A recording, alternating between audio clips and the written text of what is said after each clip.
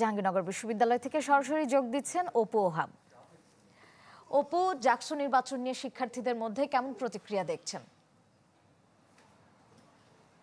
হ্যাঁ শ্রেয়া, আপনি যেমনটি বলছিলেন যে কেন্দ্রীয় সংসদে 25টি পদের জন্য লড়ছে 178 জন প্রার্থী। এর বাইরে কিন্তু হল সংসদেরও নির্বাচন হচ্ছে। হল সংসদেও প্রায় আরো 400-র মতো প্রার্থী রয়েছে। সব মিলিয়ে প্রার্থী সংখ্যা প্রায় 600 এবং ভোটার সংখ্যা কিন্তু 11,887 জন। নির্বাচন কমিশনের প্রস্তুতি এর মধ্যে শেষ করেছে। হয়তো আপনি দেখছেন, আমি একটি ভোট কেন্দ্রে রয়েছি। এই কেন্দ্রের প্রস্তুতি নেওয়া হয়েছে। ভোট কক্ষগুলো, গোপন কক্ষগুলো কিন্তু এখানে রাখা হয়েছে। আপনি জানেন যে একজন প্রার্থীকে, একজন ভোটারকে কিন্তু 40টি পদে, 40 জন পদে তাদের সমর্থন দিতে হবে, টিকমার্ক দিতে হবে। এর জন্য কিন্তু অনেকটুকু সময়ের দরকার হয়।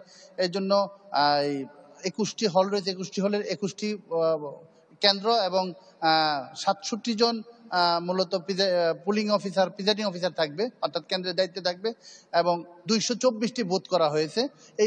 আমি এই মুহূর্তে যে কেন্দ্রটিতে রয়েছে, এখানে হচ্ছে ডাইনিং রুম যেটি ছিল, এটিতেই মূলত কেন্দ্র করা হয়েছে। হয়তো আপনি দেখছেন যে এখান থেকে ব্যালট পেপার সংগ্রহ করা হবে এবং যে গোপন কক্ষ রয়েছে সেখানে করবেন, মূলত টিক দিবেন, প্রার্থীরা টিক দিবেন এখানকার। আর ওএমআর পদ্ধতিতে হচ্ছে ওএমআর পদ্ধতিতে ভোট গণনা হবে, মেশিনের মাধ্যমে গণনা হবে এবং প্রার্থীদের মধ্যে এবং ভোটারদের মধ্যে কিন্তু একটি উৎসবের আমেজ। তারা দীর্ঘদিন 33 বছর পর যেহেতু ভোট হচ্ছে, এজন্য মুখিয়ে আছে, সবাই মুখিয়ে আছে আগামীকালের ভোটের জন্য। শ্রেয়া, ধন্যবাদ অপু আপনাকে। ইউনিভার্সাল কার্ডিয়াক হসপিটাল, আপনার হৃদয়ের আরো কাছে।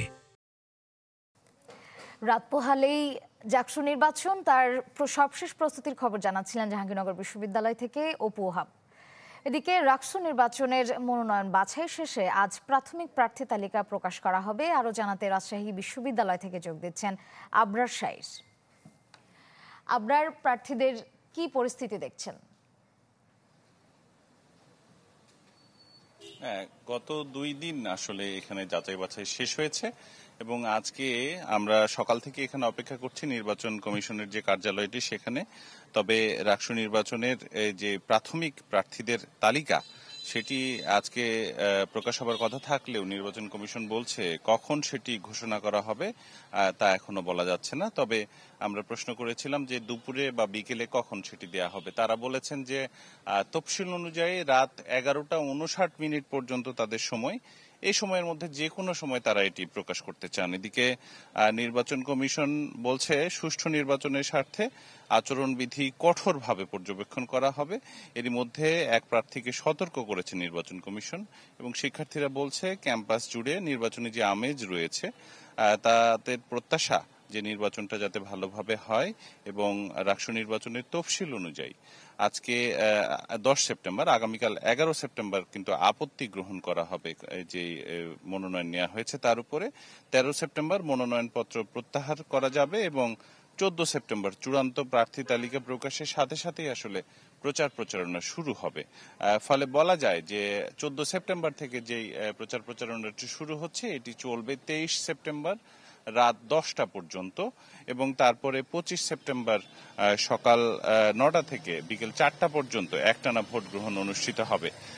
ফলে আনুষ্ঠানিকভাবে বলা যায় যে যারা রয়েছেন সংশ্লিষ্ট তারা সকলেই বলছেন যে তারা নির্বাচনের জন্য প্রস্তুত এবং সবকিছু গুছিয়ে আনা হয়েছে। 14 তারিখ থেকে আসলে এই প্রচার প্রচারণাটা শুরু হতে যাচ্ছে রাজশাহী বিশ্ববিদ্যালয়ে।